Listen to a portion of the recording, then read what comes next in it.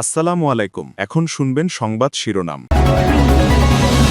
প্রথা ভেঙে সংসদের দক্ষিণ প্লাজায় কাল এমপি মন্ত্রীদের শপথ। আমন্ত্রণ পেয়েছেন সার্কভুক্ত দেশের পররাষ্ট্রমন্ত্রীরা।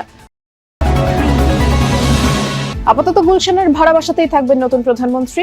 মন্ত্রী প্রতিমন্ত্রীদের জন্য প্রস্তুত রাখা হয়েছে ৩৭টি বাড়ি।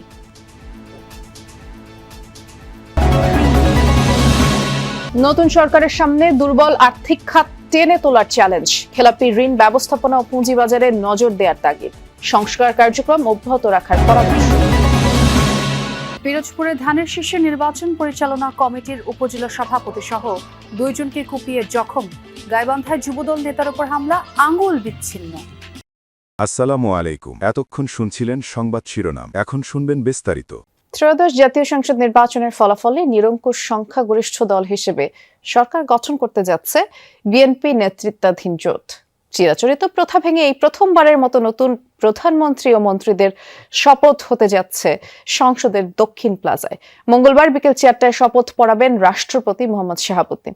এই শপথ অনুষ্ঠানে যোগ দিতে ভারত, পাকিস্তান সহ সার্কভুক্ত দেশগুলোর পররাষ্ট্রমন্ত্রীদের আমন্ত্রণ জানানো হয়েছে। একই দিন সকাল 10টায় শপথ নেবেন নবনির্বাচিত ২৯৭ জন সংসদ সদস্য, আর তাদের শপথ পড়াবেন প্রধান নির্বাচন কমিশনার এএমএম নাসির উদ্দিন।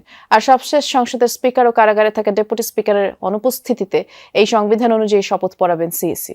এই সরকারের নতুন মন্ত্রিসভার সদস্যদের জন্য এর মধ্যে ড্রাইভার সহ ৫০টি গাড়ি প্রস্তুত করা হয়েছে।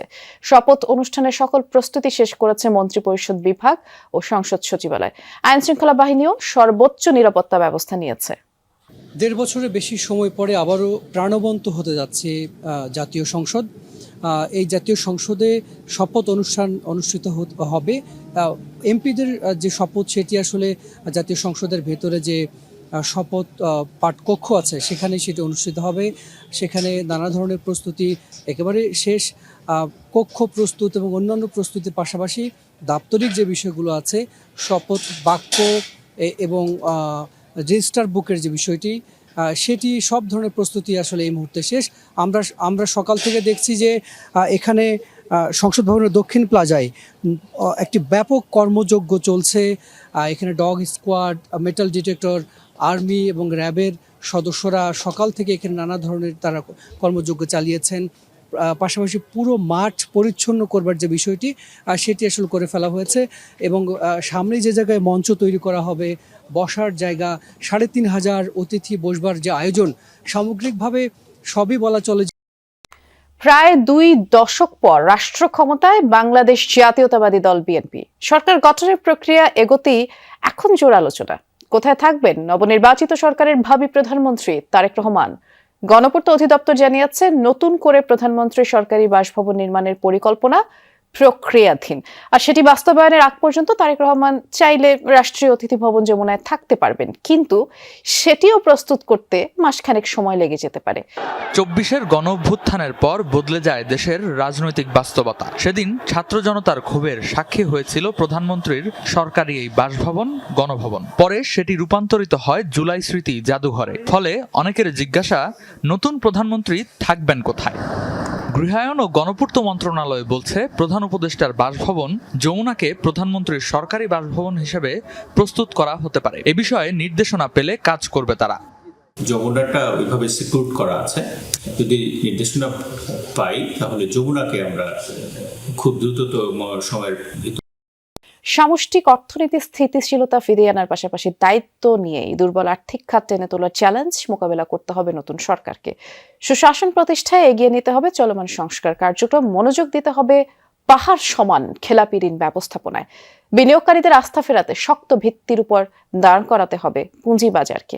আর এখাতে টেকসই উন্নয়নে নতুন সরকারকে কাঠামোগত সংস্কারে জোর দিতে হবে বলে মনে করেন বিশ্লেষকরা। পতিত হাসিনা সরকারের আমলে সবচেয়ে বেশি অনিয়ম হয়েছে আর্থিক খাতে। লুটপাটে খাদের কিনারে পড়ে অনেক ব্যাংক ও আর্থিক প্রতিষ্ঠান। ভঙ্গুর অবস্থা থেকে আর্থিক খাত টেনে তোলার উদ্যোগ নেয় অন্তর্বর্তী সরকার এবং বাংলাদেশ ব্যাংক। এ কাজে খানিকটা সফল হলেও টেকসই সংস্কার সম্ভব হয়নি। দুর্বল 5টি ব্যাংক একীভূত করে একটি নতুন ব্যাংক গঠন করা হলেও সেটি এখনো ঘুরে দাঁড়াতে পারেনি। 6টি ব্যাংক বহির্ভূত আর্থিক প্রতিষ্ঠান অবসায়নের সিদ্ধান্ত নিলেও তা বাস্তবায়ন করা যায়নি।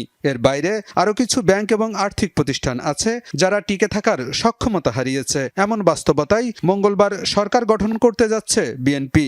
দায়িত্ব নিয়েই দুর্বল আর্থিক খাত টেনে তোলার চ্যালেঞ্জ মোকাবেলা করতে হবে নতুন সরকারকে। এই এনপিএল কিভাবে ম্যানেজ করা হবে, যেটা 36% হয়ে গেছে, আরও সামনে বাড়তে পারে। আরও তো সিক ব্যাংক আছে যেগুলো চলবে না, এনবিএফআই আরও আছে, সেগুলোকে কিভাবে একটা যৌক্তিক সমাধানে আনা যাবে। রেগুলেটরের স্বাধীনতা, ব্যাংকিং কর্পোরেট গভর্নেন্স, সেগুলোর জন্য আইনি সুরক্ষা বা সংস্কার সেগুলো রয়ে গেছে।